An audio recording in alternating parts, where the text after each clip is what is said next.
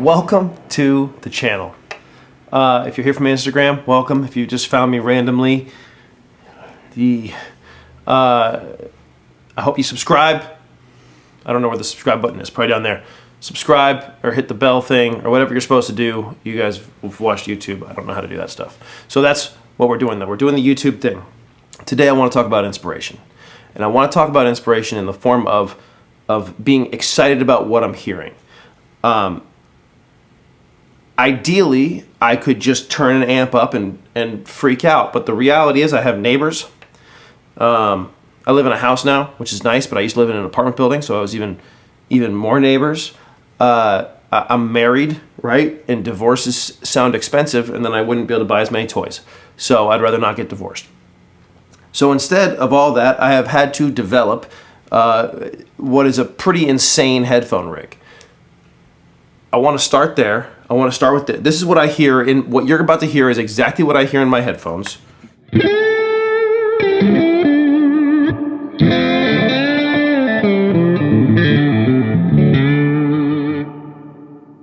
Which is awesome. That's a great sound. And so it's easy for me to be inspired. I want to start at the most insane. And then, I don't know why I'm pointing back there. This is a great amp, but it's not insane. It's just a hand-wired amp. But I want to start with the most insane, which is what I'm working with on a daily basis. And then maybe backtrack a little bit. This has built itself up over time. So look, let's start with this. Before we get into pedals, before we get into even instruments, you got to be happy with what you're hearing. This is useless if I'm going into a old 80s Fender solid state, one of those little 10-watt. Those were I remember those are tough, man. Some of these little like 6-inch speaker things. And so even my Vibro Champ, which is not in the shot, but I can lift it up here. Even my Vibro Champ, which is 5 watts, it's 5 tube watts, is way too loud if people are asleep. And a lot of times I wake up in the morning, it's 5:45, it's 6 o'clock, the house is asleep. That's when I want to play. That's when I get to play. And so I can't go and crank up an amp because, again, I'll have to get divorced. I don't want that. So how do I get inspiration without destroying the community and acting like I'm the only person that exists? Let me start with my headphones. I'm using my main, if you ever watch me on Instagram, you see me playing with headphones, this is what I'm using. I'm using, there we go, 64 audio. These are 64 audio, custom molded A6Ts. They have either 3 or 6 drivers per side, I'm not sure which. They are molded for my ears, and they're awesome. And they're expensive. So, not everybody's going to want to spend, I think I spent $1,400 by the time I was all said and done getting those headphones. They are joyful. I can wear them all day. The cable's out of my way. I'm going to talk about all these considerations in a little bit, but they sound phenomenal and they sound really balanced and I can hear exactly what I'm doing. And so when I play, it's joyful. And that's the whole point of this. That's the whole point of playing is joy, right? So if I want to get better at lap steel or I want to get better at guitar or I just want to have fun, part of this is making it as easy as possible. So not having to wait until everybody's awake for me to be able to play. That's a huge step. Being able to plug in and play really quickly, and I'm going to talk about that too. So, but I'm listening on either my 64 audio A6Ts, or if I need to do a little more critical listening, I have a pair of Audeze LCD-X's. Also incredibly expensive headphones. They are fed by a Hafler HA15 amp. The headphone amp just gives better power to the headphones. I notice a difference. If you don't, it's fine. I don't need it in the comments. Just go on your merry way. This particular headphone amplifier also has a crossover, so I get a little bit of my left and my right, and a little bit of my right and my left, which makes it feel more like speakers, which to me is nicer. I play in stereo because I think it feels better, and especially in headphones, it feels way wider. Here's my signal in mono.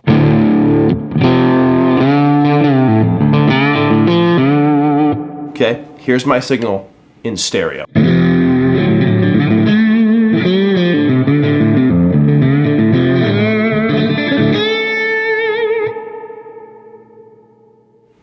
I much prefer stereo. If you prefer mono, that's fine. The way that I'm feeding my DAW, so everything goes into my DAW, and it's coming out of the suhr reactive load IR, which is a mono box, and then I'm also using this Strymon iridium here as a IR loader. And so I have two sides.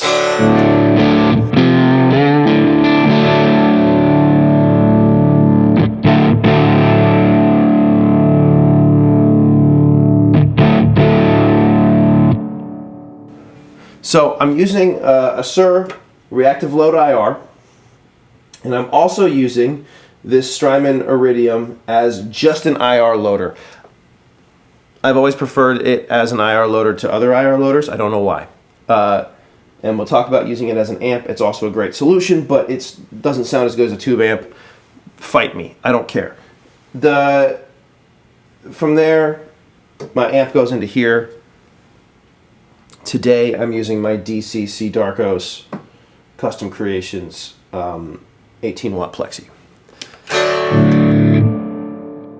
Once everything goes into the DAW, I'm also feeding it into a Benson Tallbird stereo tube spring reverb, and I have some stereo delay sometimes on my bus as well. So everything is, I have a lot of ambience and a lot of delay and all that stuff. Now let's turn some of that stuff off. Okay, here's the signal really dry. It's pretty dry. Now to go back and do it with the verb on, right? It feels nicer. Here's just the suhr, no reverb, no second IR, just straight down the middle.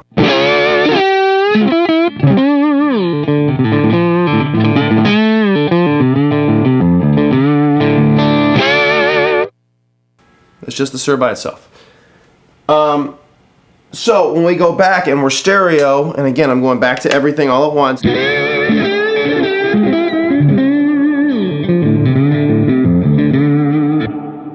It's just so much bigger and lush and nice. So I hope you're listening in headphones, number one. If you're listening on a phone, you're doing yourself a disservice. You're doing the world a disservice. Really, do better. When people try to play me stuff on the phone, I freak out, man. It's like, that's not how I listen to stuff, and you know, you want to be able to hear the bass, you want to be able to hear the kick drum, all that. Anyway, whatever. I'm getting off track. So, headphones. Let me start with, so the thing that's in your ears is probably the most important part of the equation. A lot of studios are using either the ATH M50X, which is a great headphone, and mine have been through a couple of ear pads and a couple of things, because this is what I put in my sound booth if I have a singer here, if I have somebody doing voiceover here, if I have somebody in the booth for whatever reason. They're fine, and so are these. These are the Sony MDR-7506, and again, these are, you can see they're pretty beat up, and they've been around the block. I don't know if you can see that. I try to, whatever. Can you see? Can you see? Can you see? They've been around the block. They're fine headphones. They're fine, but they're really bright. Both of these are really bright sets of headphones, and for me, they wear me out really fast. It's like sandpaper on the top of my eardrum. So they're great for having somebody else if they're over here to record something, because they're closed back, which is nice. You don't have a lot of bleed into the microphones, and the single cable is another consideration. Again, as you start shopping for headphones, as you start trying to decide what are you going to do, having a cable that you can throw over your shoulder or something is really nice. But as far as like, these are my primary headphones for listening, I find them, they wear me out, and they're not particularly comfortable. A really cool solution to those headphones in the same price range, if it's just you, is a set of in-ears. These are Xvive T9s. And full disclosure, these were given to me. I did not buy these. Every other set of headphones here I bought. But these are in the same price range, I think they're the exact same cost on Sweetwater as the ATH M50Xs from Audio-Technica. These are not killer bright. I have my $1,400 in-ears, which I love. And these are about $170 on Sweetwater. So they are much less expensive. So they don't sound quite as good, and they're not molded to my ear, so they don't fit quite as well as the 64 audio. However, they also cost 7 times less. I don't know how to do the math. I was told there'd be no math. They don't cost as much. I love the way they fit. Same thing, because they're behind me, they're not in the way.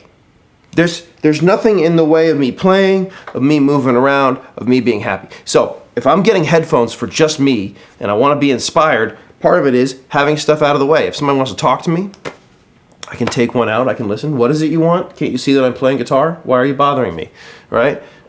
Divorce. And then it goes right back in, nice and easy. Blocks out the outside world, similar to the closed back headphones. Way more comfortable, way less bulky in my face. I can take them with me. This to me is a much more elegant solution if it's just for me. I need the over-the-ear headphones if I have people coming over here to record. But if it's just me, these are, to me, more comfortable. They sound way better. They don't have the killer high end that the over-ear headphones that I have. And also a lot of the smaller, I've had other inexpensive in-ear monitors, relatively inexpensive. I understand that $200 for a set of headphones is still a lot, but relatively inexpensive in-ear monitors that were really bright and painful to wear. And so that was one of the things when I bought the 64 audio, the molded ones, they're great. These, when I put them on the first time, I thought, wow, that's really nice. If anything, they're lacking a little high end, but for playing guitar, I prefer that. Similar to the Xvives, as far as sonics, to me, are the Sennheiser HD650s. These are actually the HD6XXs from Massdrop, but they're pretty similar. I believe they're the same headphone. I don't totally know. I used these for a long time. They are an open back headphone. What that means, if you're new to headphones, open back headphone means that they don't block sound from the outside world, which gives you a more natural sound. It allows sound to escape. It also doesn't isolate you from other people as much. So if you're sharing space with somebody, you know, these may not be the solution. They are also not good recording headphones because they're bleeding all the sound out, and so it's all bleeding into the microphone. Finally, the cable's in the front. There's no easy way to get it out of your way, and so you kind of got to play around it. They're awesome for dealing with a mix if that's something you're doing. Again, in a particular price range, but as far as being the let's plug and play ideal headphone, not my first choice. And finally, I have my Audeze LCD-Xs. These are phenomenal, clear sounding headphones. They also look ridiculous. So I did videos with these for a long time and they're great, but like, what's happening? And also they're heavy. And so if it's cold and I'm wearing a beanie, like then they're like out like this, like they're perfect headphones for critical listening. And I'm gonna throw a link down below. There's a thing called room modes. If you're not familiar with room modes, what they are, let me take these off. What they are is the way that the sound waves reflect in the room can cause certain frequencies to build up and sound louder and certain frequencies to sound quieter. Unless you have a really well-tuned room, you're going to have those things. I use these to double-check mixes to mix on. I have a nice set of monitors. But my room is not perfect, and it definitely has a big hump at about 145 hertz where things in that range sound amplified, and then there's other frequencies that don't sound as amplified, and it can be hard to mix and hard to hear what's happening. So these are a great solution for that. But again, for playing, for feeling inspired, and that's the point of this video, is feeling inspired. I like in-ear monitors. So for the real high-end crazy people, the A60, the 64 audios, these are the A6Ts. There's a lot of great companies out there making them. These are just the ones I went to. I went to a great place called Musicians Hearing here in Los Angeles.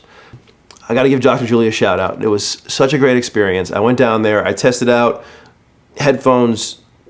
Basically, I gave her a budget, and my budget was $2,000. I didn't want to spend that much. I really wanted to spend under $1,000, but I knew I wanted to be able to hear. I wanted to be as happy as I could with what was in my ears. So I went down, I tested out everything in my price range and a couple things that were over my price range. But I ended up with the 64 audio A6Ts. These were the ones that moved me. But I got to test them all. And that's a cool thing. And if you can't, then there's solutions for that too. But these are great. This is what I like. This is what I prefer. All right. And then if you're not a psycho like me, or you have kids, or you have expenses that you can't do, the Xvive T9s have been, for me, my favorite inexpensive in-ear monitor.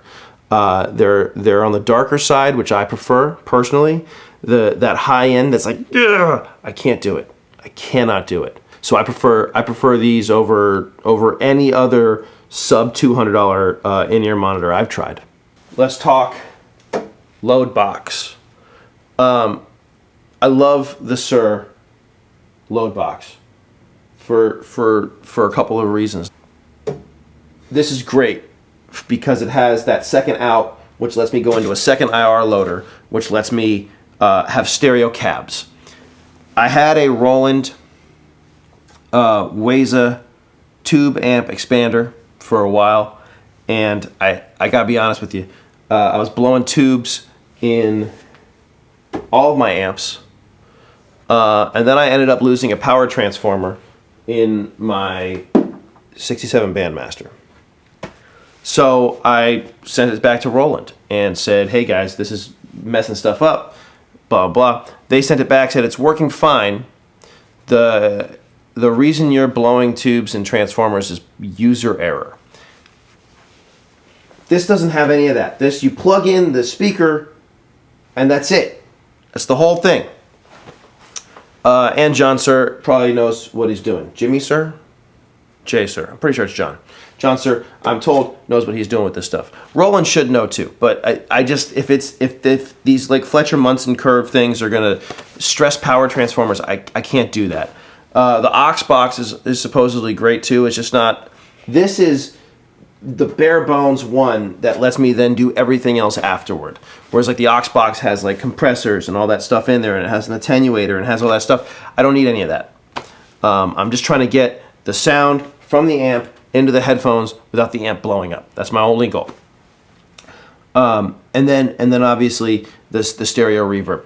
There are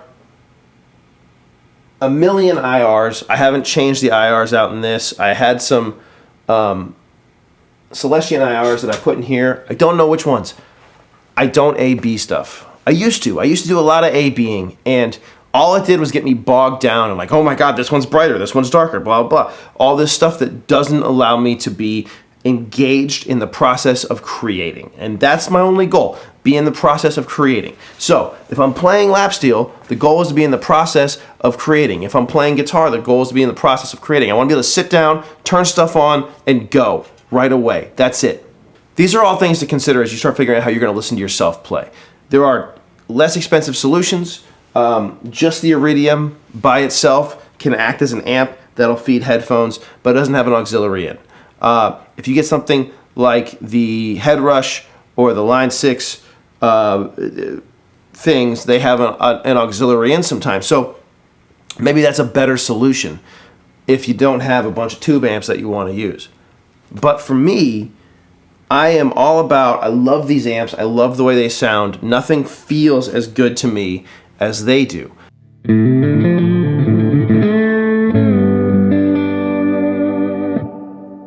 So there's other solutions to get sonics the way you want them to be. For me, I want to use my tube amps, and so each step, again, we can go from the mono suhr dry by itself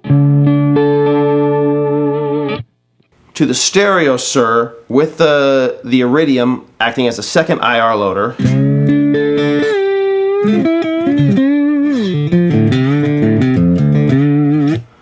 And then I can add the Benson stereo tube reverb, but you could do the same with any reverb in your DAW or anything else.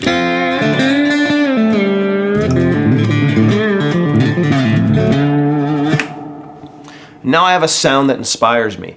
And I can add drums, I can add bass, I can play along with Spotify. Everything comes in to my headphones through my computer, so I can really mix and match and do everything I want to do. I can adjust levels, I can change stuff, I can make it work. But this is the most epic headphone rig I've seen, and I spent a lot of time with a lot of headphones, obviously, testing stuff and trying stuff and finding the way to be able to feel inspired, to feel like I'm just here with the instrument playing. Again, I got in-ear monitors, the cable's behind me, so it's not in my way. Stereo, so everything feels very spacious, but my headphone amp has a little bit of a crossover, so you're hearing a little bit of the left with the right, a little bit of right with the left. There's other solutions for all of these things. Nobody's saying this is the only way to do it. This is the way this worked for me. I hope this video has been interesting. This is the things that I find interesting, and so I'm trying to just do videos that hopefully other people are going to find as interesting as I do. And it's pretty nerdy, and it's pretty crazy, but the main considerations, like random considerations to consider, is like, where's the cable, right? If the cable's in front of you, now it's like banging into the guitar, it's in the way, and you got to get this, the cable's behind me, life's good, right? You know, how does it sound? Really bright sounds wear out your ears faster than non-bright sounds. I'm not looking for accuracy when I'm playing through these headphones. What I'm looking for is the most inspiring sound. So these are not the most flat response headphones. They're ones that are supposed to sound good. It turns out they're made for, you know, guitar players and things like that, and they sound great for that. There's more expensive ones that are made for drummers and bass players because they need more of that low end. This is perfect for me. It doesn't have a ton of low end. These are all considerations, and then I have the other headphones for really flat response if I need to mix stuff, if I want to check references. I have a really nice set of monitors. They don't get to get cranked up that much because, again, I live with other people and I'm not a jerk. So I hope you enjoyed this video. I know that it is nerdier and different than the other ones. If you're interested in learning lap steel, I hope you'll go back and check out the lap steel lessons. There's more to come. If you want to hear about other stuff like this, if you like it, throw it in the comments. If you hate it, don't throw it in the comments. I take it personally. I'm going to sit in the corner and cry. It's what it is. You guys are rad.